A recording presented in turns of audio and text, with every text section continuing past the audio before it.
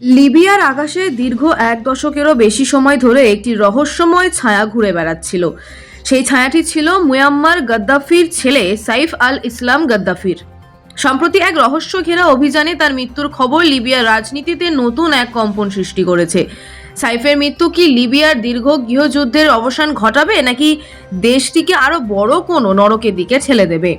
ইতিহাসবিদ হেরোডোটাস বলেছিলেন, লিবিয়া থেকে সবসময় নতুন কিছু আসে, তবে সেই নতুন কিছু কখনোই শান্তির বার্তা হয়ে আসেনি। সাইফ আল ইসলামের বেঁচে থাকাটাই ছিল লিবিয়ার রাজনীতির এক অদ্ভুত বিষয়। ২০১১ সালে তার বাবা এবং ভাই নিহত হওয়ার পর সাইফ টিকে ছিলেন কেবল ক্ষমতার এক ভঙ্গুর ভারসাম্যের কারণে।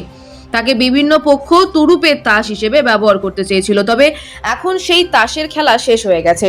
সাইফের প্রস্থান লিবিয়ার ক্ষমতার সমীকরণকে আরো জটিল করে তুলেছে। লিবিয়া এখন এমন এক দেশ যেখানে রাজনীতি থেকে পালানোর কোনো পথ নেই। সাইফ আল ইসলাম তার বাবার উত্থানের জায়গা মরুভূমির শহর সাভাকে বেছে নিয়েছিলেন। লিবীয়রা এই অঞ্চলকে বলে নরকের রাস্তা। তিনি এখানে থেকেই ফেরার স্বপ্ন দেখেছিলেন, কিন্তু লিবিয়ার ভূগোল এবং ইতিহাস তার প্রতি নির্মম ছিল। এখন প্রশ্ন হলো, সাইফ না থাকলে লিবিয়ার নিয়ন্ত্রণ কার হাতে থাকবে?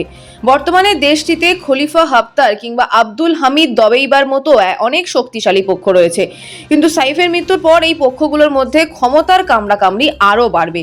লিবিয়া আজ এমন এক জাতিতে পরিণত হয়েছে যারা নিজের ভবিষ্যৎ কল্পনা করতে পারে না, ফলে তাদের শাস্তি হিসেবে বারবার নিজের অন্ধকার অতীতকেই ফিরে পেতে হচ্ছে।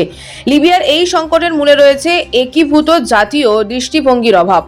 সাইফ আল ইসলাম নিজেকে পশ্চিমা বিশ্বের কাছে একসময় সংস্কারপন্থী হিসেবে তুলে ধরেছিলেন, কিন্তু শেষ পর্যন্ত তিনি জাতির বদলে গোত্রের ওপর ভরসা করেছিলেন।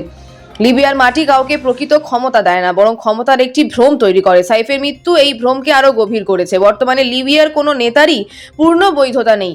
ত্রিপোলি থেকে বেনগাজি পর্যন্ত কেবল ছোট ছোট স্বার্থের আনুগত্য টিকে আছে। আন্তর্জাতিক মহল লিবিয়ায় শান্তি ফেরাতে বারবার ব্যর্থ হয়েছে। বিতর্কিত চরিত্ররা দৃশ্যপট থেকে সরে গেলেও সহিংসতা থামার কোনো লক্ষণ নেই। লিবিয়ার সাধারণ মানুষ এখন এক চরম অনিশ্চয়তার মুখে দাঁড়িয়ে আছে। নির্বাচনের মাধ্যমে ক্ষমতা হস্তান্তরের স্বপ্ন এবং আরও ধূসর হয়ে গেল।